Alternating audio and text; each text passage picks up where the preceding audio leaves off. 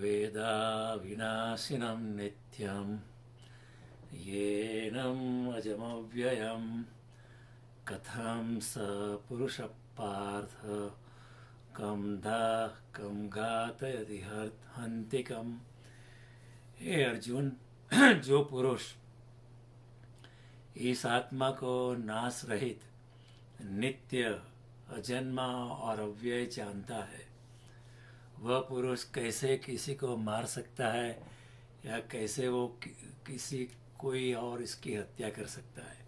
वो संभव ही नहीं है। भगवान यहाँ दूसरे अध्याय में आत्मा के लक्षण अर्जुन को बता रहे हैं और अर्जुन को समझा रहे हैं कि आत्म तत्व जो है उसका नाश करने के लिए कोई भी शक्तिमान नहीं है। आत्म तत्व जो है वो तो अमर है, अजर है और वो सनातन है, वो कालातीत है। न जायते म्रियते वा नायं भूत्वा भविता वा न भूय अजो नित्य शाश्वत अयम पुराणो न हन्यते हन्यमाने शरीरे। भगवान अर्जुन को कहते हैं आत्मा तो अजर है, अमर है, उसका जन्म नहीं है। जो जन्म लेता है वो शरीर जन्म लेता है, आत्मा तो सदा के लिए है। आत्मा का न जन्म है न मृत्यु है, वो अज है, वो शाश्वत है, वो पुरातन है। न हन्यते हन्यमाने शरीरे, शरीर के मरने से आत्मा मरती नहीं है। और वही बात को भगवान इधर भी कहते हैं कि जिसने आत्मा को नाश रहित जाना है, जिसने आत्मा को नित्य जाना है, अजन्मा जाना है, अव्यय जाना है, यानी आत्मा में कोई परिवर्तन नहीं होता है, शरीर में परिवर्तन होता है। हम बालक होते हैं, फिर पौंगड़ अवस्था आती है, फिर कुमार अवस्था आती है, फिर तरुण अवस्था आती है, युवा अवस्था आती है, प्रौढ़ अवस्था आती है, वृद्धावस्था आती है, फिर जरा जीर्ण अवस्था आती है, फिर शरीर चला जाता है। ये चेंजेस जो होते हैं वो शरीर में होते हैं, क्योंकि शरीर पदार्थ है और हर पदार्थ जो है वो बदलता रहता है। मकान जो है वो भी आज है, कल नहीं है। कोई भी जो पदार्थ है, कुछ भी संसार में जो दिखाई पड़ता है वो नाशवंत है, उसमें हमेशा परिवर्तन होता रहता है। इसलिए किसी ने कहा है कि you can not step into the same river twice. एक ही नदी में आप दो बार प्रवेश नहीं कर सकते हो, क्योंकि by the time you put your second foot the river has changed and you have also changed. So Buddha ने किसी को कहा कि मैं आपको अगली बार मिलने आऊँगा, तो बुद्ध ने कहा कि अगली बार तू आएगा तो तू नहीं आएगा, कोई और ही आएगा, और तू मुझे मिलने नहीं आएगा, किसी और बुद्ध को मिलने आएगा, क्योंकि मैं भी बदल जाऊंगा और तू भी बदल जाएगा। लेकिन ये जो परिवर्तन है, ये जो व्ययता है, वो केवल शरीर को है, पदार्थ को है, और शरीर भी पदार्थ है, इसलिए पदार्थ के सारे कानून शरीर को भी लागू होते हैं। लेकिन आत्मा पदार्थ नहीं है, आत्मा तो परे है। आत्मा इंद्रियों से पार है, बुद्धि से पार है, समय से पार है, स्थान से पार है, त्रिकालातीत है। तो भगवान कहते हैं जो नित्य शाश्वत अयम पुराणो न हन्यते हन्यमाने शरीरे। शरीर के हटाने से, शरीर के मरने से आत्मा मरती नहीं है। इसलिए अर्जुन तू फिक्र मत कर। और भगवान कहते हैं जो इस तरह जानता है आत्मा को अजन्मा अव्यय, वह पुरुष किसको मार सकता है? न वह उसको कोई मार सकता है, वो सवाल ही नहीं है। यहाँ पुरुष शब्द का इस्तेमाल किया है, इसके लिए कई बार गलतफहमी होती है। पुरुष का मतलब इधर ऐसा नहीं है कि मैन वर्सेस वुमन, ऐसी बात नहीं है। हमारे जो वेद शास्त्र है, गीता है, उपनिषद है, वो बड़े निष्पक्ष है। उनके लिए कोई भेदभाव नहीं है, उनके लिए कोई स्त्री नहीं है, कोई पुरुष नहीं है, सभी आत्मस्वरूप है। पुरुष का मतलब ये है कि पूर यानी नगर, शरीर नाम के नगर में जो जीवात्मा रहता है उसका नाम है पुरुष। तो आपके शरीर में जो रहता है उसका नाम पुरुष है, मेरे शरीर में रहता है उसका नाम पुरुष है, स्त्री के शरीर में जो रहता है वो भी, उसका नाम भी पुरुष है। क्योंकि पूर्ण जो है शरीर रूपी नगर में जो रहता है उसका नाम है पुरुष। तो यहाँ कोई ऐसा डिस्क्रिमिनेशन नहीं है। कई लोग ऐसे होते हैं, उनका माइंड इतना स्केप्टिक होता है, वो छोटी छोटी चीज़ों में कुछ ना कुछ खड़ा कर देते हैं। यहाँ ऐसी कोई बात नहीं। भगवान फिर आगे कहते हैं, बड़ा अद्भुत श्लोक है, वासांसि जीर्णानि यथा विहाय नवानि गृणाति नरोपराणि तथा शरीराणि विहाय जीर्णान अन्यानि संयाति नवानि देहि। अर्जुन, जिस तरह मनुष्य पुराने वस्त्रों को त्याग कर दूसरे नए वस्त्रों को धारण करता है, दूसरे नए वस्त्रों का को ग्रहण करता है, वैसे ही जीवात्मा पुराने शरीरों को छोड़कर, पुराने शरीरों को त्याग कर दूसरे नए शरीर को प्राप्त होता है। भगवान कहते हैं रोता क्यों है? ये तो सिर्फ वस्त्रों की बदलाहट है। आत्मा एक शरीर से दूसरे शरीर में जाता है, एक फॉर्मेट से दूसरे फॉर्मेट में चला जाता है, एक पिंजरे से दूसरे पिंजरे में जाता है। इसलिए अर्जुन तो ग्लानि क्यों करता है? ये तो सिर्फ वस्त्रों की बदलाहट है। अब ये शरीर पुराना पड़ गया, इसमें रहने के लिए आत्मा को उचित नहीं लगता है, इसलिए आत्मा ये शरीर को छोड़ के ये वस्त्र को छोड़ के नया वस्त्र पहन लेता है। उसमें कोई रोने की कोई बात ही नहीं है। जिस तरह देह में परिवर्तन होते हैं, जैसे बाल्या अवस्था होती है, कुमार अवस्था होती है, पौंगड़ अवस्था होती है, तरुण अवस्था होती है, युवा अवस्था होती है, प्रौढ़ अवस्था होती है, वृद्धावस्था होती है।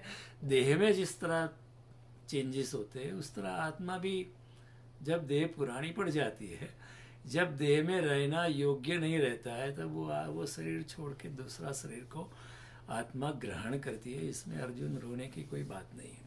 तो भगवान ने ऐसा कहा, पहले श्लोक में भगवान ने, जो ऐसा जानता है कि आत्मा अमर है, वो किस तरह किसी को मार सकता है, किस तरह कोई मर जाता है ऐसा मान सकता है? ये संभव ही नहीं है।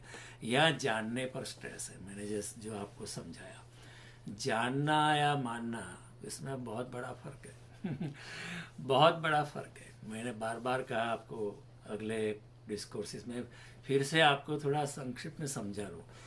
गीता का स्ट्रेस मानने पे नहीं है, गीता का स्ट्रेस जो है जानने पे है, अनुभव करने पे है। गीता सिर्फ पढ़नी नहीं है, गीता प्रयोगात्मक है।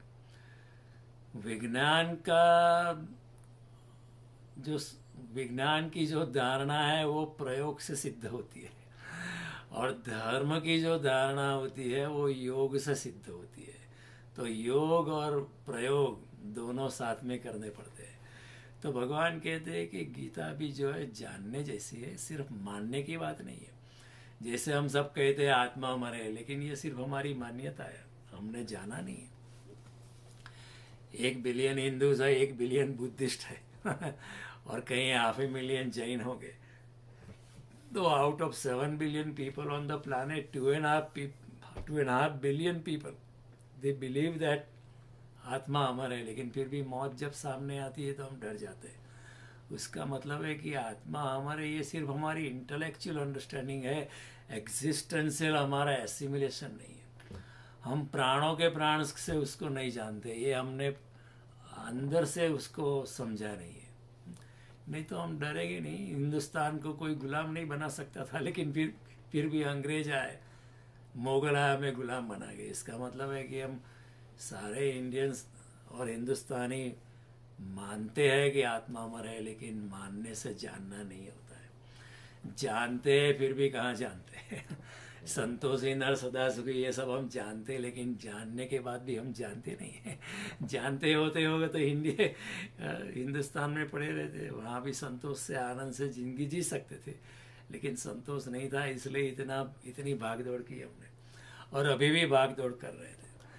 और मैं किसी और की क्या बात करूं, मैं खुद की बात करूं। मैं इंडिया से मैं गया अफ्रीका से कनाडा, कनाडा से अभी अमेरिका है। This is my 4th country. और अभी भी कभी मन कहता है कि ऑस्ट्रेलिया चला जाऊं, कि यहाँ चला जाओ, वहाँ चला जाओ, क्योंकि संतोष कहता है यहाँ नहीं वहाँ। यहाँ क्या रखा है, वहाँ जाओ। संतोष आपको दौड़ाए रखता है। लेकिन संतोषी नर सदा सुखी जो मैंने समझा था 4th क्लास में, मेरे एक जोशी साहब नाम के टीचर थे, उन्होंने समझाया था संतोषी नर सदा सुखी, वो समझ गया मैं, लेकिन समझा फिर भी नहीं समझा। मानता हूँ लेकिन जानता नहीं हूँ। आप तैरने की कला में पीएचडी कर सकते हो, लेकिन अगर जब तक आपने एक्चुअल स्विमिंग नहीं किया है तब तक वो पीएचडी बेकार है। ऐसे पीएचडी होल्डर को कभी भूल से भी पानी में धक्का मत देना, वो डूब ही जाएगा। साइकिल चला किस तरह चलानी उसके बारे में आप बड़ा थीसिस लिख सकते हो, लेकिन until you actually ride A bicycle you don't know what it is. तो मानना जानना बहुत अलग बात है नो। देवेंद्रनाथ रविंद्रनाथ के दादा थे और विवेकानंद बड़े मुमुक्षु थे। परमात्मा की खोज में उनका जी थोड़ा बेचैन था। जो परमात्मा के दीवाने उनका जी बेचैन ही रहता है। जब तक परमात्मा का साक्षात्कार न हो जाए तब तक वो लोग व्याकुल ही रहते हैं। जैसे कोई प्रियतमा जब तक प्रियतम न मिल जाए, जैसे कोई लड़का जब तक वो जो लड़की जिससे वो प्यार करता है वो मिल न जाए तब तक वो परेशान ही रहता है। तो विवेकानंद को पता चला कि देवेंद्रनाथ जी आए हैं और गंगा के बीच में एक नाव में मुकाम कर रहे। रात को 12 बजे पता चला और विवेकानंद रुके ही नहीं। अचानक रात को 12 बजे गंगा में बेधड़क डाइव लगाई, तैर के वहाँ चले गए और देवेंद्रनाथ को रात को जगा के पूरी नौका हिलने डुलने लगी। और रात के अंधेरे में एक पानी से तरबतोर युवान आके देवेंद्रनाथ के सामने खड़ा हो गया। देवेंद्रनाथ सोए थे, जाग गए, घबरा भी गए, कौन आ गया अचानक। और देवेंद्रनाथ को सीधा पूछा, भगवान है, परमात्मा है, आप जानते हैं, आपने अनुभव किया है? देवेंद्रनाथ ने कहा कि कल तक रुक जाओ, कल बात करेंगे। विवेकानंद रुके ही नहीं। He just dived back in Ganga and swam back again back to Calcutta. वो रुके ही नहीं, क्योंकि उन्होंने कहा कि अगर आपको अनुभव होता तो आप वही कहते, हाँ मुझे अनुभव है। लेकिन देवेंद्रनाथ को शास्त्रों की जानकारी थी। गीता कंठस्थ होगी, वेद कंठस्थ होंगे, उपनिषद कंठस्थ होंगे, सारे दर्शन शास्त्र, सारे द्वैताद्वैत, ये वो सब कुछ कंठस्थ हो गए। लेकिन शास्त्रों के कंठस्थ होने से परमात्मा का अनुभव है ऐसा कहा जाना संभव नहीं है। ऐसा कहा जाना हम नहीं कह सकते। फिर वही बात जब विवेकानंद रामकृष्ण के पास पहुंचे और पूछा कि भगवान है, तो रामकृष्ण ने सीधा पूछा उसको, तुमको देखना है, तुमको अनुभव करना है। और विवेकानंद कुछ कहे उससे पहले रामकृष्ण ने उसकी छाती पे पाँव रख दिया, क्योंकि रामकृष्ण जानते थे कि ये युवक तैयार है, उसकी भी अनेक जन्मों की यात्रा है। एक थोड़ा सा सिग्नल, थोड़ा सा इशारा विवेकानंद के लिए काफ़ी है। और जैसे ही रामकृष्ण का पाँव विवेकानंद की छाती पे पड़ा तो एक दिव्य ऊर्जा का रामकृष्ण से विवेकानंद के शरीर में बहाव हो गया और विवेकानंद एक बड़े गहन ध्यान में डूब गए और कुछ अलौकिक तत्वों का उन्हें अनुभव हुआ। वो 3-4 घंटे के बाद होश में आए। लेकिन रामकृष्ण जो है वो जानते हैं, देवेंद्रनाथ जो है वो मानते हैं। हमारी सभी की अवस्था मानने की है, क्योंकि हम शास्त्र जानते हैं। मेरी अवस्था भी वैसे मैं जानता नहीं हूँ, मानता हूँ। क्यों? क्योंकि शास्त्र जानता हूँ लेकिन अनुभव नहीं है। और जब तक अनुभव नहीं मिलता है तब तक आपने परमात्मा को जाना ऐसा कहा नहीं जा सकता है। याद रहे कि परमात्मा शब्द परमात्मा नहीं है। फिर से मैं उसे दोहरा दूं, परमात्मा शब्द परमात्मा नहीं है। परमात्मा को जानने के लिए सिर्फ परमात्मा शब्द आपने जान लिया, उससे परमात्मा जाना नहीं जा सकता। परमात्मा को जानने के लिए अपने आप को विगलित करना पड़ेगा, अपने आप को शून्यता में ले जाना पड़ेगा, अपने आप को अहंकार रहित बनाना पड़ेगा, पूर्णतया परमात्मा की शरणागति में विलीन हो जाना पड़ेगा। तब जब शून्य हम हो जाएंगे तब उस पूर्ण परमात्मा का हमारे में प्रवेश होता है, तब तक नहीं होता है। जब तक मैं अहंकार से मौजूद हूँ, जब तक मेरा देहाभिमान है, जब तक मैं ऐसा मानता हूँ कि मैं हूँ जयदेव जानी, ये शरीर ही मैं हूँ, जब तक ये मानता हूँ तब तक परमात्मा प्रवेश नहीं कर सकता है, क्योंकि जब मैं मानता हूँ कि मैं हूँ तो मेरा अहंकार मौजूद है। तो परमात्मा और मेरे बीच एक ही बीच में कांटा है, एक ही बीच में व्यवधान है, एक ही बीच में पत्थर है, वो है मेरा अहंकार। जब तक मेरा देहाभिमान है, as long as I am body conscious, I am the barrier. परमात्मा तो आने के लिए तैयार है, लेकिन आई एम द बैरियर। तो ये बात हमें समझनी है कि मानना नहीं, जानने पे स्ट्रेस है। केवल शास्त्रों को कंठस्थ करने से कुछ नहीं होता है। वही तो बात शंकराचार्य ने मंडन मिश्र से कही, और मंडन मिश्र को बड़ा 3-4 दिन डिबेट चला था।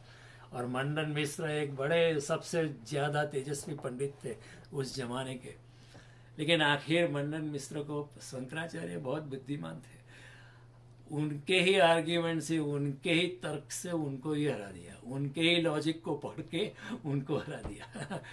ये कोई अति बुद्धिमान व्यक्ति ही करवा सकते हैं। तो शंकराचार्य ने उनको हराया, लेकिन जब हार गए तो उस जमाने का ये सिरस्ता था कि जो हार जाता है और जिससे हारा था उसका शिष्यत्व उसको स्वीकार करना पड़ता था। तो मंडन मिश्र शंकराचार्य के चरणों में झुक गए। उन्होंने कहा, तू तो इतना मेरे बेटे जैसा है। हाँ, 25 साल की उम्र होगी शंकराचार्य की, और मंडन मिश्र शायद 60-65 ईयर्स के होंगे। उन्होंने कहा, मैं आपका शिष्य हूँ। तो शंकराचार्य ने कहा, ऐसी कोई बात नहीं, मैं आपको हराने नहीं आया था, मैं आपको सिर्फ इतना बताने आया था कि ये जो शास्त्रों आपने कंठस्थ करके आपको दिमाग में भर दिए, उससे परमात्मा मिलने वाला नहीं है। ये ग्रामर जो आपने रख दिया आपके भेजे में, आपने जो भार इकट्ठा कर दिया है, इससे परमात्मा नहीं मिलता है। परमात्मा तो सरलता से मिलता है, सादगी से मिलता है। परमात्मा के लिए शरणागति का भाव रखना है। भज गोविंदम भज गोविंदम भज गोविंदम मूढ़ मते। हे मूर्ख। शंकराचार्य बहुत कठोर शब्द का प्रयोग करते हैं, लेकिन वो करुणा से करते हैं। ये भी एक सोचने जैसी बात है। कई बार हमारे पिता माता कहती है कि ये मूर्ख, पढ़ेगा नहीं तो क्या करेगा, कल एग्जाम है, चल पढ़, आर यू स्टूपिड और व्हाट। लेकिन उनके स्टूपिड कहने में, मूर्ख कहने में उनके हृदय में करुणा है कि कहीं मैं अपना साल गंवाना बैठूं। तो ये करुणा भाव से शंकराचार्य ने कहा मूढ़ मते, और पंडितों को ही कहा मूढ़ मते। दूसरे थे कुमारिल भट्ट, उनको भी हराया था, वो भी थे ऐसे। लेकिन कहने का तात्पर्य है कि केवल शास्त्रों को कंठस्थ करने से हम ज्ञानी नहीं बन जाते। ज्ञान का मतलब है जो आत्म तत्व है उसको जानना ही सच्चा ज्ञान है इस जगत में। सच्चा ज्ञान उसी को कहते हैं जो आत्मा को जानता है, वही सच्चा ज्ञान है। तो भगवान उसी को गीता में कहते हैं, तद ज्ञानमिति प्रोक्तम अज्ञानम वदतोन्यथा।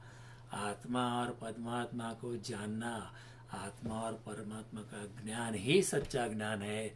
बाकी सब अज्ञान है, बाकी सब सब सब शब्दों की लफ्फाजी है। सब ब्ला ब्ला ब्ला है सब। It is only an accumulation of instructions.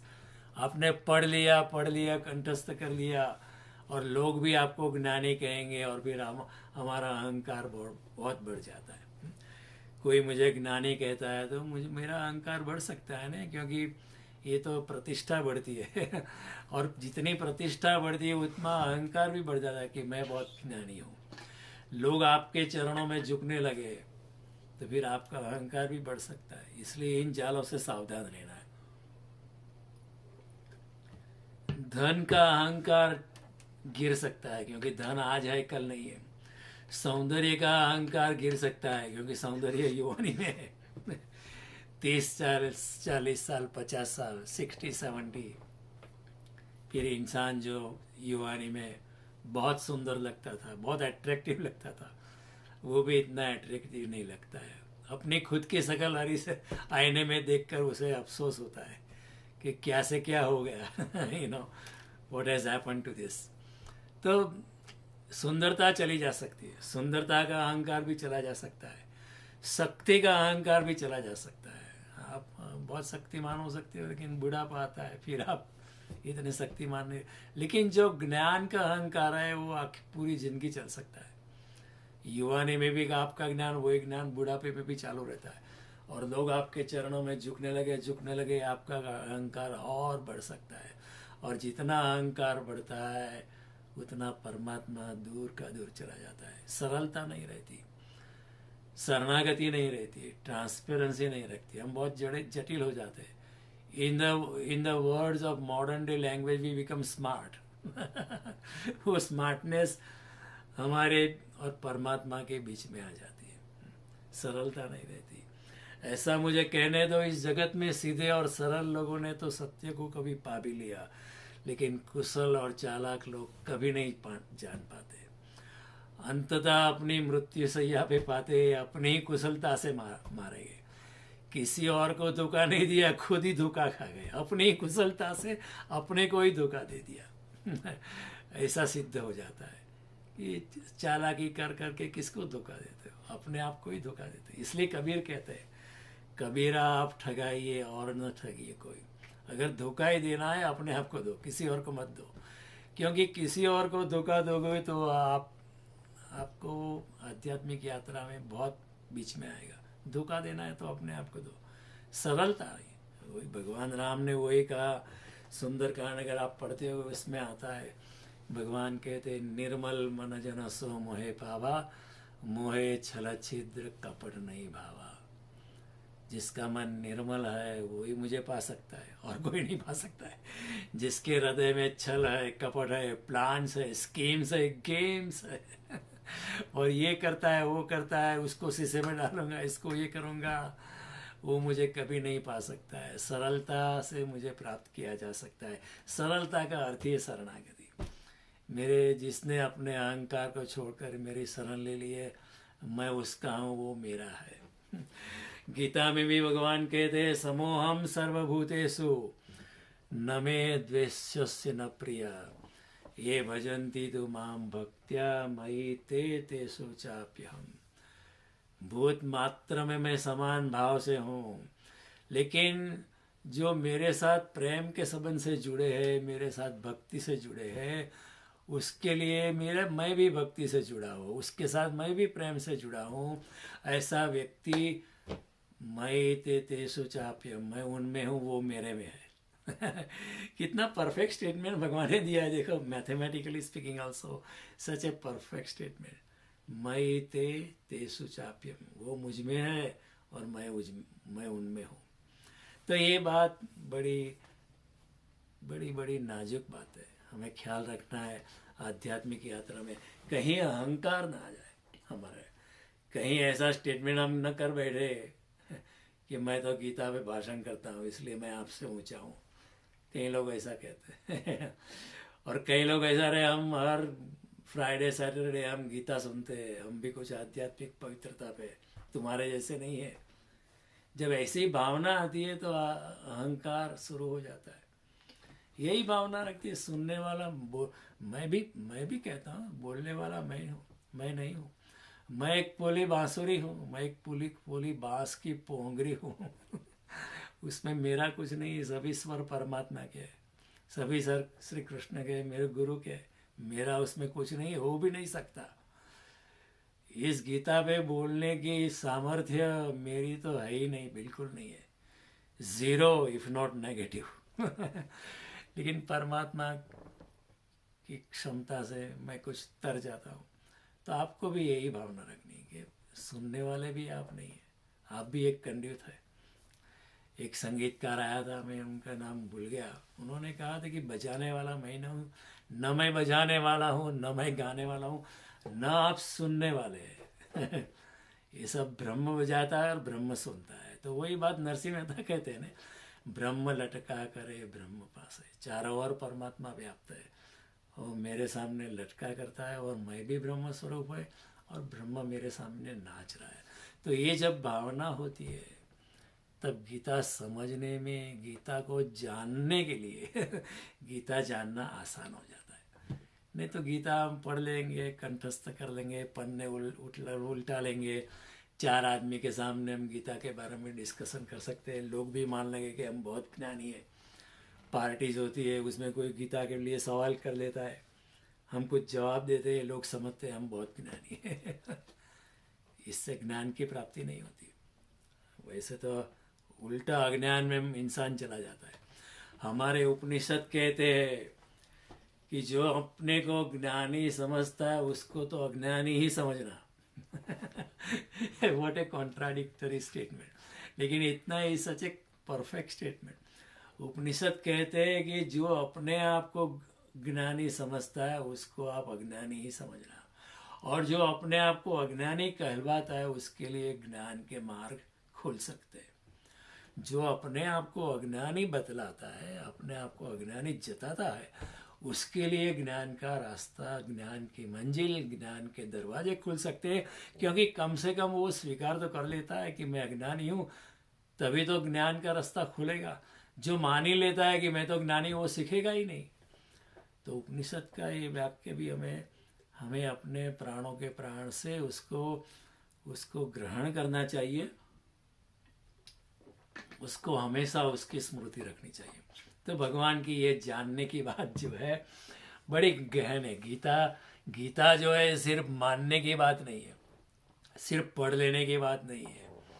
Gita जो है जानने की बात है, अनुभव करने की बात। गीता में जो, इसलिए तो भगवान ने योग बताए, कर्म योग, भक्ति योग, ज्ञान योग, कॉम्बिनेशन, कर्म संन्यास योग, साधना योग, ये वो permutations and combination of several yogas. भगवान ने सभी बातें बताई, वो सब प्रयोगात्मक है। सिर्फ पढ़ के बैठ नहीं जाना है, प्रयोग करना है। और उसी प्रयोग के लिए भगवान ने दूसरा श्लोक कहा है अभी जो हमने अभी पढ़ा, वासान से जीर्णानि यथा व्याय नवानि गृह्णाति नरोपराणि तथा शरीराणि विहाय जीर्णान अन्यानि संयाति नवानि देहि। जिस तरह वस्त्र पुराने पड़ जाने से हम नए वस्त्र धारण करते हैं, नए वस्त्र को अंगीकार करते हैं, उसी तरह जब शरीर जीर्ण हो जाता है, शरीर में रहने के लिए शरीर योग्य नहीं रहता है, तो वो जो आत्मा है वो शरीर को छोड़ के, वो देह को छोड़ के, वो पिंजरे को छोड़कर वो नया देह धारण करता है, अपने कर्मों के हिसाब से, अपनी आकांक्षाओं के हिसाब से, अपनी कामनाओं के अनुसार और अपने मन के अनुसार व्यक्ति जो है, आत्मा जो है, दूसरी देह धारण करता है। भगवान ने ये बात कही है। थोड़ी मैं आपको यौगिक बात बता दूँ। इंसान जब मरता है तो क्या होता है, आत्मा निकल जाती है, शरीर वही का वही पड़ा रहता है। तो वो शरीर मिट नहीं जाता, शरीर का ट्रांसफॉर्मेशन। शरीर भी मिटता नहीं है, शरीर का भी डिस्ट्रक्शन नहीं होता है, शरीर का ओनली ट्रांसफॉर्मेशन होता है। मैं जब मर जाऊंगा तो मेरे शरीर में जो पानी है वो पानी में मिल जाएगा, और दूसरे तत्व है जो पंच महाभूत में मिल जाएंगे, तो उसका सिर्फ ट्रांसफॉर्मेशन होता है। Matter can not be destroyed. और आत्मा तो अमर है, उसको पकड़ी नहीं जा सकती, आत्मा निकल जाती है, किसी को पता भी नहीं चलता है। और आत्मा जो निकलती है, तो जैसा मन इस देह में था मेरा, वैसा मन लेकर आत्मा थोड़ा कोटेड हो जाती है, और मेरे मन में जो भी कामना है, अतृप्त कामना या अतृप्त कामना, जो भी मेरी आकांक्षा है, जो भी मेरे किए हुए कर्म है, जो मैंने कर्म किए या न किए, कर्म किए, करने की आकांक्षा की लेकिन कर नहीं पाया, कामना की लेकिन कामना में डूब नहीं पाया, भोग की आकांक्षा की, भोग नहीं कर पाया, ये सब जो मेरे जो पड़ा हुआ संग्रह है, वो सब का एक इनबिल्ट प्रोग्राम, इसका एक ब्लूप्रिंट तैयार हो जाता है, एक सॉफ्टवेयर तैयार हो जाता है, आत्मा के आजू बाजू वो आवृत हो जाता है। और आत्मा जो यही मन लेकर आत्मा एक सूक्ष्म शरीर धारण कर लेता है। सूक्ष्म शरीर before it gets into another body एक सूक्ष्म शरीर बन जाता है, एक इलेक्ट्रॉनिक बॉडी समझे, जिसको आप एस्ट्रल बॉडी कर सकते हो। जैसे आपकी पूर्व जन्म में जैसे आपका मन था, कामनाएं थी, अतृप्त काम जैसे आपने किया, जैसे आपकी मानसिकता थी, अगर आप क्रूरता है या पवित्रता है या दया भाव है या बहुत सांसारिक भाव है या बहुत भोग की वृत्ति है, सभी का संयोग बन के ऐसा सूक्ष्म शरीर बनता है। और वो सूक्ष्म शरीर ऐसा ही शरीर ढूंढता है, ऐसा ही गर्भ ढूंढता है जो उसकी काम अतृप्त कामना जो बच गई है वो दूसरे जन्म में वो तृप्ति कर पाए। तो भगवान भी कहते हैं कि आपको दूसरा जन्म लिया है, कामना की तृप्ति मैं उसके अनुसार आपको शरीर दे दूंगा। भगवान 15वें अध्याय में कहते हैं क्षोत्रम चक्षु स्पर्शनम च रसनम घ्राणमेव च अधिष्ठाय मनश्चायम विषयानुपसेवत। आपके मन के अनुसार, अपनी आपकी कामनाओं के अनुसार मैं आपको आँख देता हूँ, कान देता हूँ, जननेंद्रिय देता हूँ, जीभ देता हूँ और उसी प्रकार आपका शरीर देता हूँ ताकि आप दूसरा जन्म इस प्रकार का शरीर धारण करें और आपकी कामना की तृप्ति आप कर पाए। तो आप भटकते ही रहोगे। तो ये एक विज्ञान है, एक योगिक शास्त्र है कि पहले मृत्यु के बाद एक सूक्ष्म शरीर हम धारण कर लेते हैं, फिर योग्य गर्भ जब मिल जाता है तो योग्य गर्भ हमें बुलाते रहते हैं, आ जाओ यहाँ आ जाओ, there is space available here. तो ऐसे गर्भ में हमारी आत्मा कोटेड विथ हमारा पुराना मन, हमारी आकांक्षा है, हमारे कर्म का सिंचित फल, द अनकोडेड प्रोग्राम ब्लूप्रिंट तैयार जो हो गई है, वो ऐसे गर्भ में प्रवेश हो जाती है और हमारा दूसरा जन्म हो जाता है। आमतौर पर जब ऑर्डिनरी इंसान मरता है तो उसके लिए हजारों गर्भ अवेलेबल, करोड़ों लाखों गर्भ अवेलेबल है। वो तुरंत उसका इधर मरा और दूसरी जगह जन्म हो जाता है। He died, the person died here, that very moment it's born somewhere else, जन्म हो जाता है। लेकिन पीपल हु आर एक्सेप्शनल, कोई शंकराचार्य देह का त्याग, शंकराचार्य की बात छोड़ो, कोई सिद्ध आत्मा या कोई योगी जो साधक था, अपनी साधना पे आगे बढ़ता था, तो उसके लिए क्या है कि उसका जो ब्लूप्रिंट है को एक दिव्य प्रकार का उसका ब्लूप्रिंट बनता है। और जो आत्मा उसमें संग्रहित है, एनकोडेड है, जिसका ब्लूप्रिंट बना है, जिसका एस्ट्रल बॉडी बना है, जिसका सूक्ष्म शरीर बना है, वो आत्मा ऐसा गर्भ ढूंढेगी कि जिससे उसकी अगले जन्म की यात्रा आसान हो। तो एक दिव्य पुरुष, एक योगी पुरुष या एक विदुषी सन्नारी के माध्यम से जन्म लेने के लिए प्रयास करता है। इसलिए कैसे कई बार ऐसा होता है कि जब योगी मरता है तो उसका जन्म एकदम हो नहीं जाता है, उसको बहुत इंतज़ार करना पड़ता है। हमारे मनुष्यों के हिसाब से शायद सैकड़ों साल, हजारों साल तक, उस जो अंतरिक्ष है उसमें ये टाइम का कोई मूल्य नहीं है। That clock doesn't apply. ये क्लॉक तो हमने बनाई है ना, मनुष्य ने कि पृथ्वी जब अपना चक्कर पूरा करती है तो 24 घंटा और सूर्य का एक चक्कर लगाती तो 365 days. This is our definition. उसको आत्मा को उसके साथ कोई लेना देना नहीं है। तो कई बार हजारों साल लग जाते हैं कि ऐसे महापुरुष, ऐसे योगिनी स्त्री के आत्मा को फिर से जन्म लेने में। और ऐसा मैंने जाना है, कई योगियों ने सैकड़ों सालों के बाद जन्म लिया। Osho, I know, Osho has himself said he was reborn again after 700 years. After how many hundred?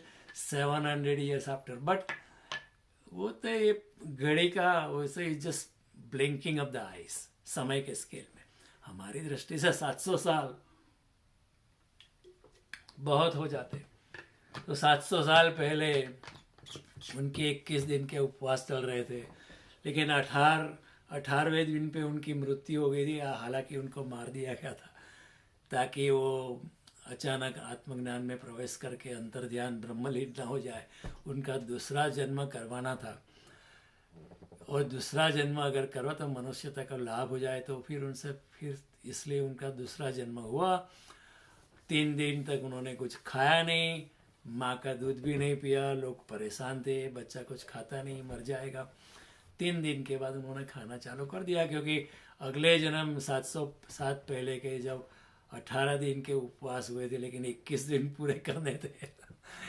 तो 3 दिन दूसरे जन्म में तो वो 700 साल पहले जो श्रृंखला थी वो इधर कंप्लीट हो गई। 3 दिन के बाद उन्होंने खाना चालू किया। ये सब एजोटेरिक बात है।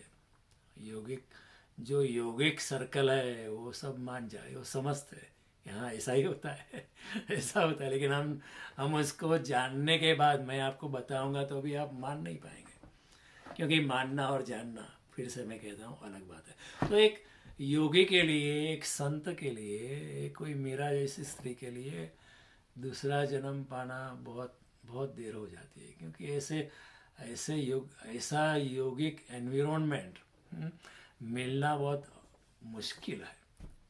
कृष्ण भी इसी बात को गीता के 6ठे अध्याय में कहते हैं, प्राप्त पुण्य कृताम लोकान उषित्वा शाश्वती समा शुचिना श्रीमताम गेहे योग भ्रष्टो भी जाते। जो योग से भ्रष्ट हो गया, अगर उसकी मृत्यु हो गई, अभी उसका उद्धार नहीं हो गया है, अभी तक वो ब्रह्मलीन नहीं हो गया है, तब तक उसके जन्म चलते हैं। लेकिन वो कैसे जगह जन्म लेता है? सुचिना श्रीमताम गे, जहाँ पवित्रता है या श्रीमत है, श्रीमती है, ऐसी कुमति नहीं है, जहाँ दिव्य आसुरी वृत्ति नहीं है, जहाँ दिव्य मति है। अथवा योगी नाम एवं कुले भवती, या अथवा तो कोई योगी के घर में वो जन्म लेता है।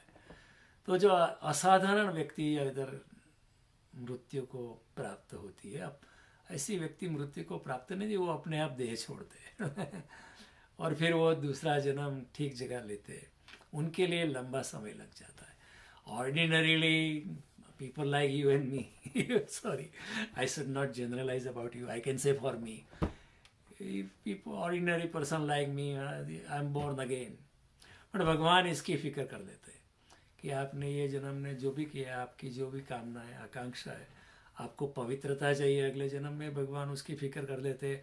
आपको पवित्र घराने में जन्म लेगा, कोई अच्छा आपका पिता, बहुत प्यारी माता जो आपको प्यार से आपकी संभाल करे, आपको संभाले, आपकी हर चीज़ के लिए देखभाल करे, दिव्यता से भरी माता की गोद में आप बैठोगे। अगर आप इसी जन्म में दिव्यता हमने बनाई रखी है तो ये एक विज्ञान है कि मरने के बाद हम सूक्ष्म शरीर धारण करते हैं, फिर योग्य गर्भ मिलने से हमारा जन्म हो जाता है, और फिर दूसरे जन्म में जहाँ से हमारी यात्रा इस जन्म में रुकी थी, वहाँ से हमारी शुरुआत होती है। ऐसा नहीं कि पहले से शुरुआत करनी पड़ती है। भगवान कहते हैं 6ठे अध्याय में साफ कहते हैं, तत्र तम बुद्धि संयोगम लभते पौर्वदेहिकम यतते सतत भूय संसिद्धो कुरु नंदनो। जहाँ से उसकी यात्रा पूर्व जन्म में, पूर्वदेह में, पौर्वदेहिकम भगवान कहते हैं, अगले जन्म के शरीर में जहाँ यात्रा, आध्यात्मिक यात्रा उसकी रुकी थी, वहाँ से उसको फिर से शुरुआत करनी है। फिर से नहीं करनी है, एक से नहीं करवाना। अगले जन्म में अगर आप 8वीं कक्षा में थे तो 10वें जन्म में आप 9वीं कक्षा में जाओगे। ऐसा डिमोशन नहीं हो मिलेगा, प्रमोशन मिलेगा तो भगवान कहते हैं आपकी यात्रा चलती रहेगी। प्रयत्नात् यतमानस्तु योगी संसिद्ध किल विषय अनेक जन्म संसिद्धो ततो यातो पराम गतिम। इस तरह अनेक जन्मों के बाद योगी अपने आप को उद्धार करता प्रयत्नमान होने के कारण हमेशा मेरे लिए प्रयास करता है, शरणागति का भावना रखता है, भक्ति में उत्प्रोत होता है, योगिक कार्य करता है। तो ऐसा योगी बिल्कुल अनासक्त भाव से जीता है, निष्काम कर्म में लीन होता है, इसलिए ऐसा योगी फिर उद्धार हो जाता है। तो उद्धार का मतलब क्या है? उद्धार का मतलब कहिए कि अभी कोई जन्म नहीं है अभी ये जन्मांतर के चक्कर से वो मुक्त हो जाता है। उसका जो मन है, जो हमेशा वो आत्मा के साथ चलती थी, उसका मन विकलित हो जाता है, क्योंकि कोई कामना नहीं है। मन क्या है? सभी कामनाओं का एक कोश है सभी कामनाओं का एक कंड्यूट है। जब कामना ही नहीं रही तो मन भी बिखर जाता है। इसलिए जब बुद्ध को आत्मज्ञान हुआ तो बुद्ध ने कहा, ए मेरे मन, तूने मुझे जन्मों जन्म तक साथ दिया, अब मैं तुझे मुक्त करता हूँ, तुझे मेरे साथ आने की जरूरत नहीं है। और जब ऐसा बुद्ध जैसा, महावीर जैसा, अरविंद जैसा, ओशो जैसा, तुकाराम जैसा, मीरा जैसी व्यक्ति जब देह छोड़ती है, तो उनका फिर से जन्म नहीं होता, फिर उनका सूक्ष्म शरीर नहीं बनता है। वो सूक्ष्म शरीर भी विलीन हो जाता है। कहाँ विलीन हो जाता है? ब्रह्म में विलीन हो जाता है। उनके बुद्ध जो है परमात्मा के सागर में विलीन हो जाती है। फिर उसको निकाला नहीं जाता। वो the same drop cannot be extracted from that ocean of परमात्मा। परमात्मा के उस महासागर से उस योगी का बिंदु फिर से निकाला नहीं जा सकता, क्योंकि वो तो परमात्मा में विलीन हो गया। परमात्मा में विलीन हो जाने का मतलब क्या है? कि वो भी खुद परमात्मा स्वरूप ही हो गया है। उसमें और परमात्मा में कोई फर्क नहीं बचा। मयि ते तेषु चाप्यहम्, ऐसे मेरे भक्त मेरे में ही विलीन हो गए, तो वो भी परमात्मा स्वरूप ही हो जाता है। तो कहने का तात्पर्य ये है, गीता हमें कहती है कि आप भी परमात्मा स्वरूप हो सकते हो। आप भी ऐसी यात्रा करो, ऐसी आध्यात्मिक यात्रा इतने जोर से जाओ जैसे कोई तीर छूटता है, इस जैसे हॉट नाइफ इन बटर जाता है।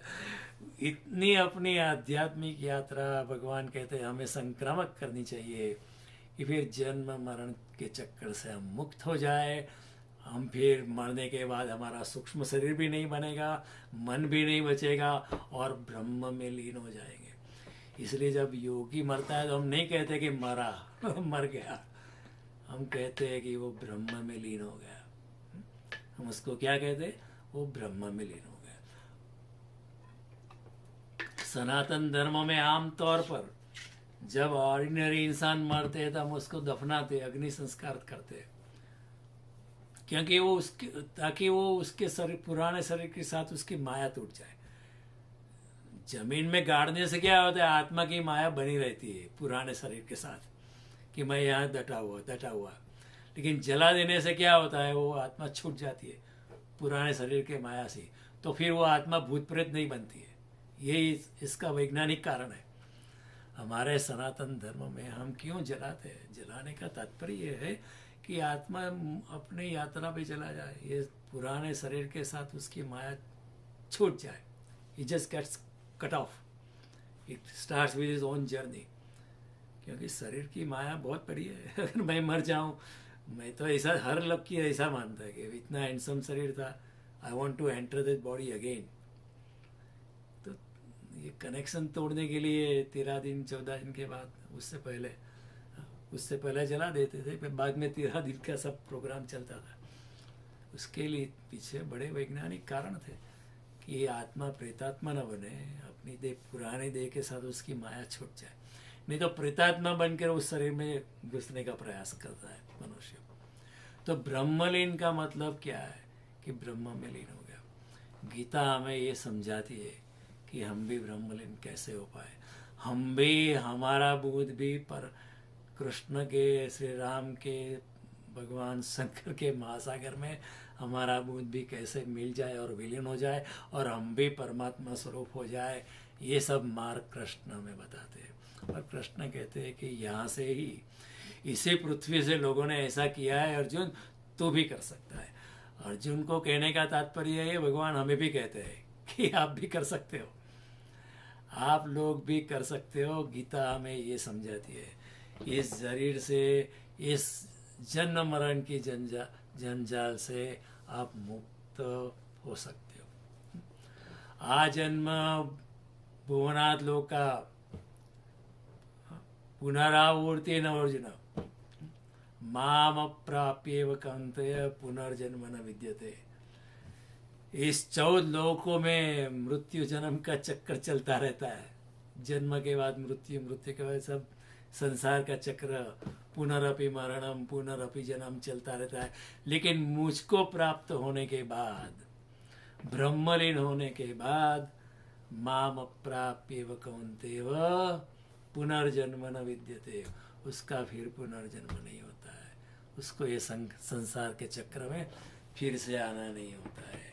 ये सब चक्कर से मुक्त हो जाता है। इसलिए को इसी को शंकराचार्य कहते हैं पुनरपि मरणम पुनरपि जन्म। ये बार बार मरना, बार बार जन्म लेना।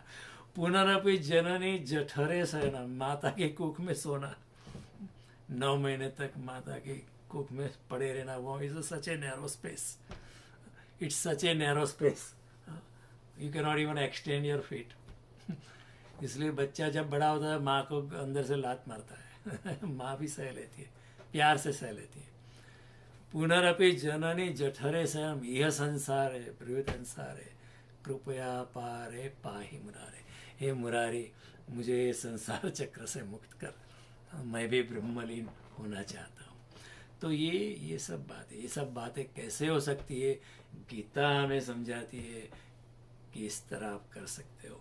तो भगवान कहते हैं कि अर्जुन के माध्यम से हमें कहते हैं, my friend Jaidev Jani, don't be stupid, don't think you are very intelligent just because you are chartered accountant और CPA।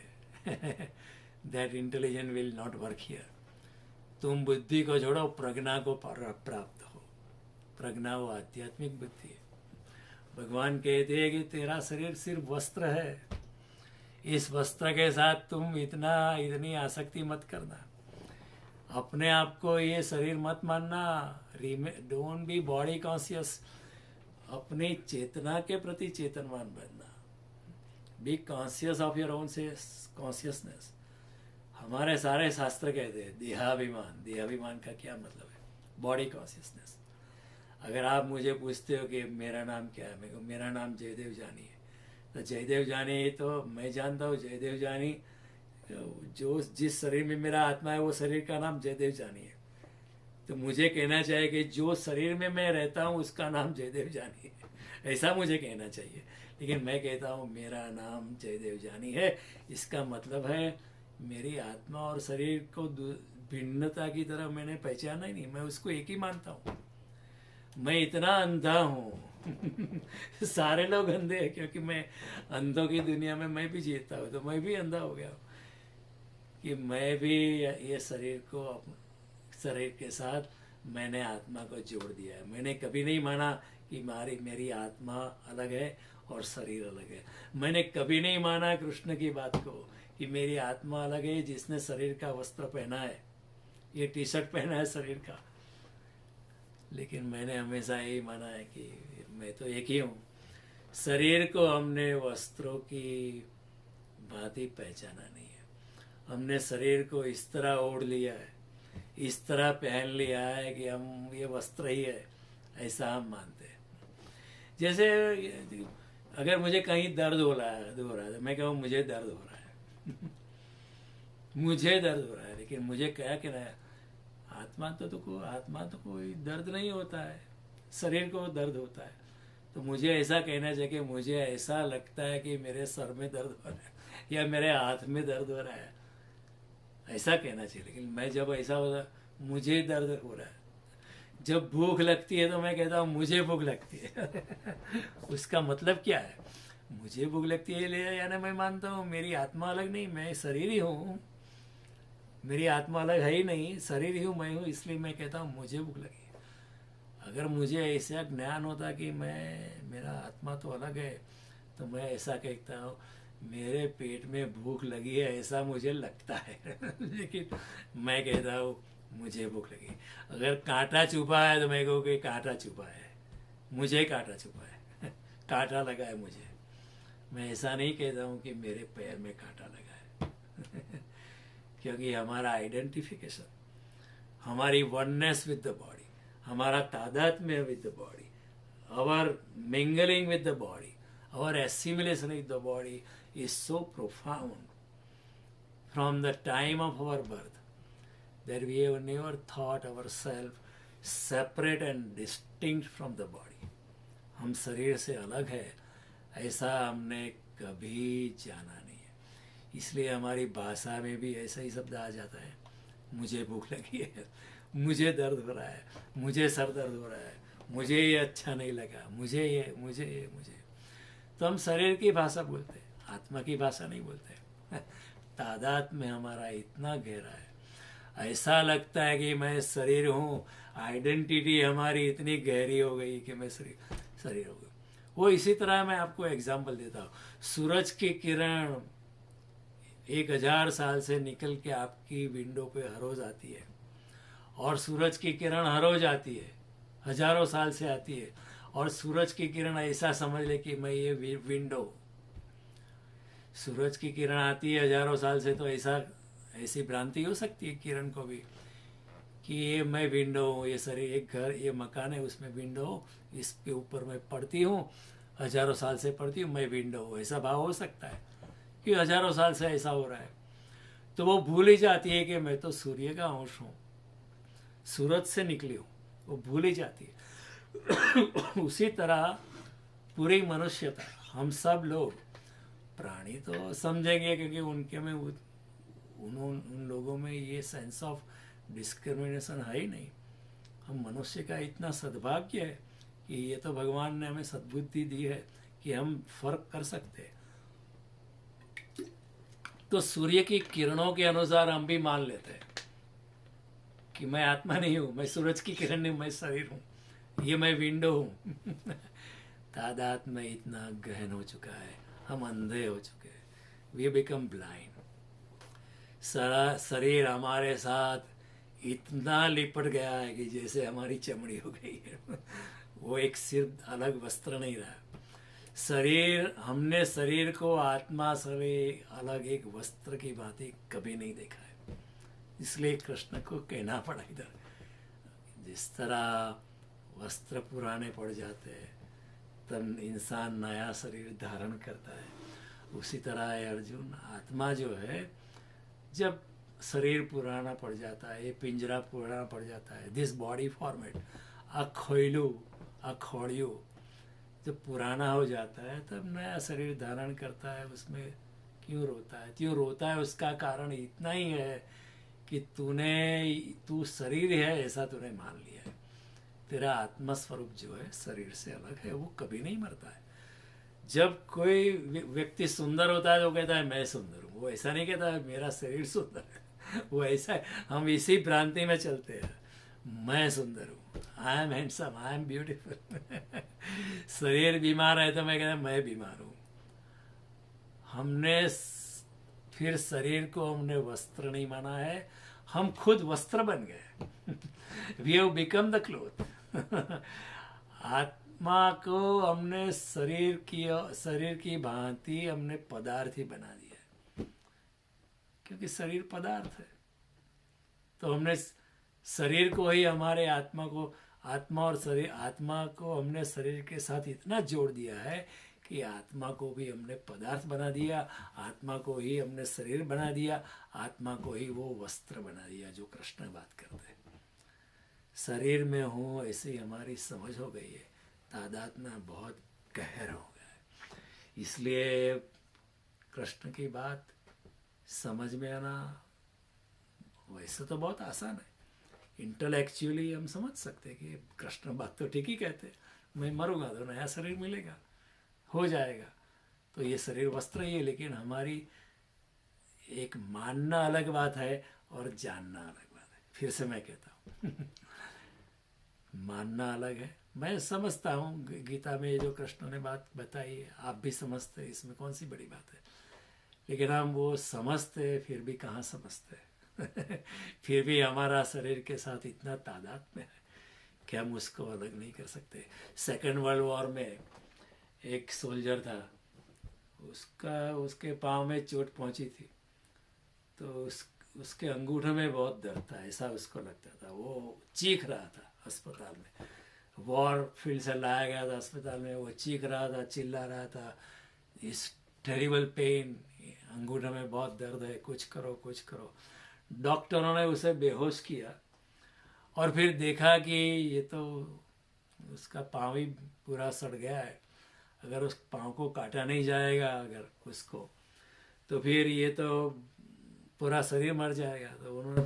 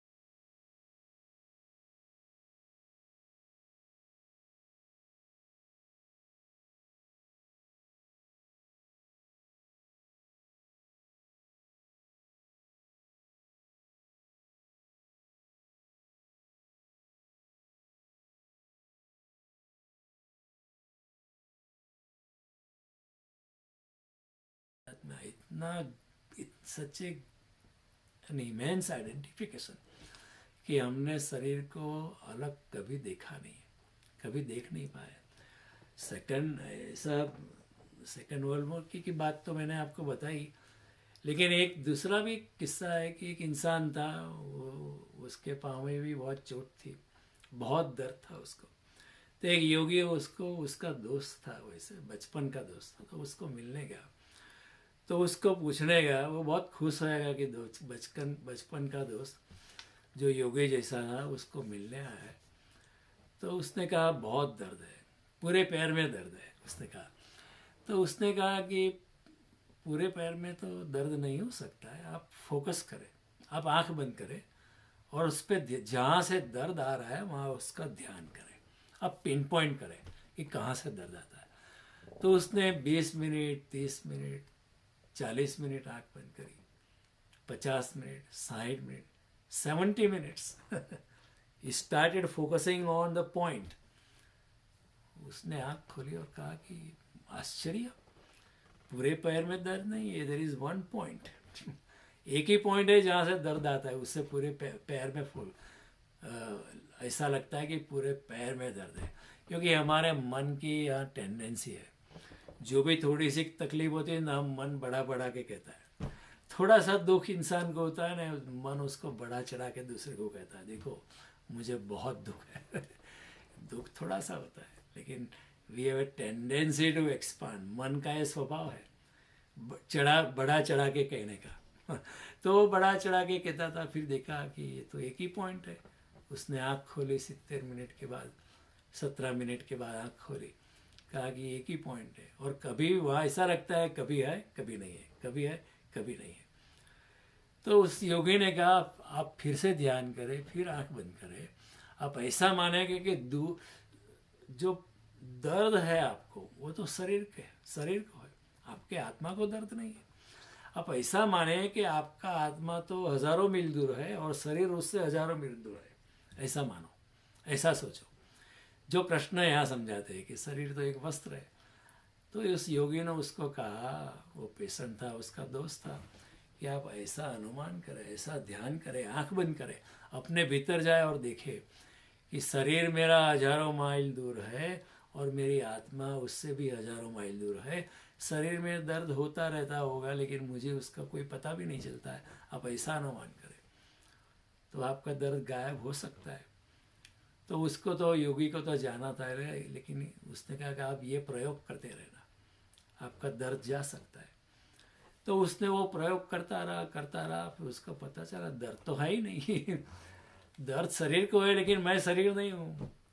तो शरीर को दर्द होगा, मुझे कोई दर्द नहीं है, क्योंकि मैं तो आत्मा मानो। 3 महीने के बाद वो मिलने आया योगी को, कहा आपने अच्छा किया, मैं वैसे आंख बंद कर ध्यान करने वाला इंसान नहीं हूँ, मैं इतना खटरागी हूँ, मैं हमेशा कुछ ना कुछ करता रहे। रुक जा कर आंख बंद कर ध्यान करने वाला इंसान मैं नहीं हूँ, लेकिन आपने बहुत अच्छा किया, मेरा दर्द चला गया। क्योंकि आपने कहा इस दर्द शरीर को है, आत्मा को नहीं है।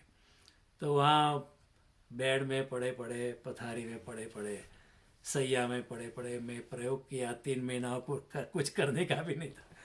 तो ये पिन पॉइंट कर करके मैं ध्यान कुछ सीख गया और मैंने अब पाया कि मैं ये शरीर नहीं हूँ तो कृष्ण की ये जो बात है वही बात है, ये प्रयोगात्मक है, इसका प्रयोग हमें करना पड़े।